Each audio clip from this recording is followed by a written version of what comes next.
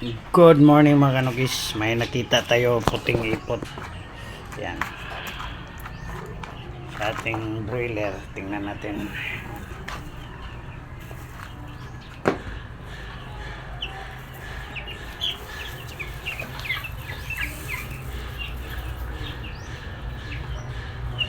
Yan.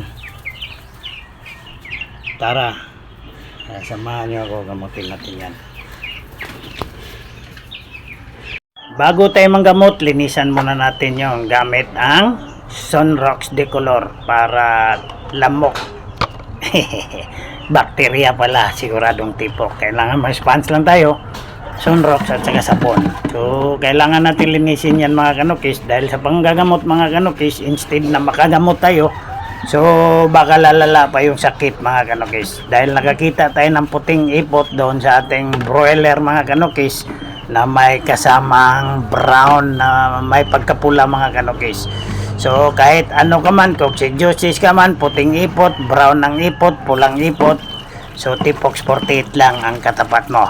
Hintayin mo to kasi pagkalinis nito tipok ka talaga sa Tipox 48. Magbigay lang araw-araw mga kanukis, sundin nyo lang yung nasa video for 5 to 7 days. Pero kung bacteria flushing lang, pwede na sa 3 days mga kanukis. Oh yeah.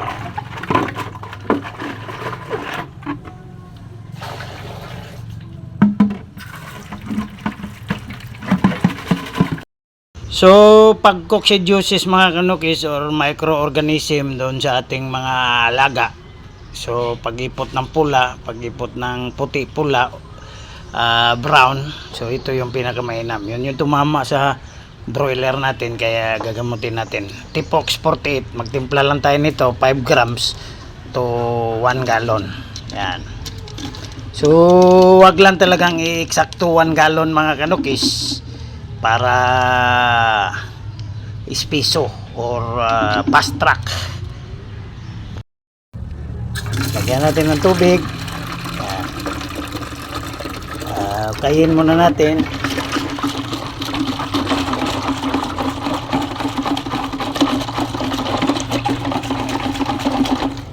So yan,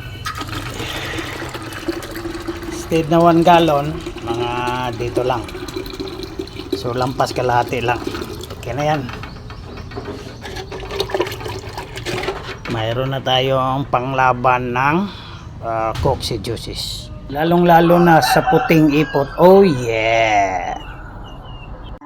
Ayan mga kanukis, ready to serve na yung Tipox 48 natin para sa ating mga broiler. So kailangan lang natin mga kanukis, ugaliin talagang iba yung chinilas na gamit nyo pagdating dito sa ating kulungan ng broiler.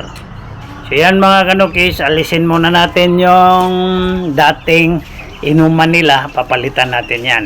So yung pinainom pala natin maintenance dyan is yung Electrogen D+.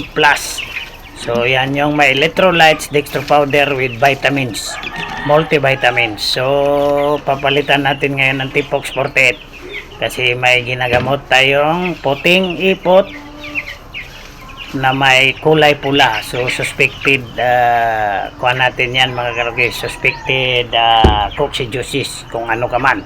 So Tipox 48 lang katapat mo. Pauhawin lang natin mga kanukis, lagay lang muna natin dyan, balikan natin yan siguro mga half hour mga kanukis, para siguradong boilo talaga yung inom nila panagis, uhaw na uhaw, parang kabab.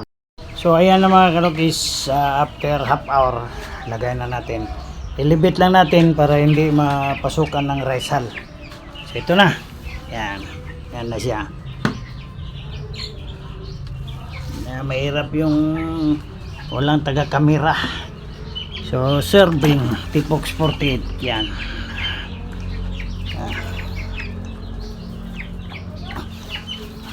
Uhaw na uhaw yan. Yan, tudo-tudo. So gawin lang natin yan pag maintenance 3 days, 5 days to 7 days paggamutan. Oh yay! Video sa TV.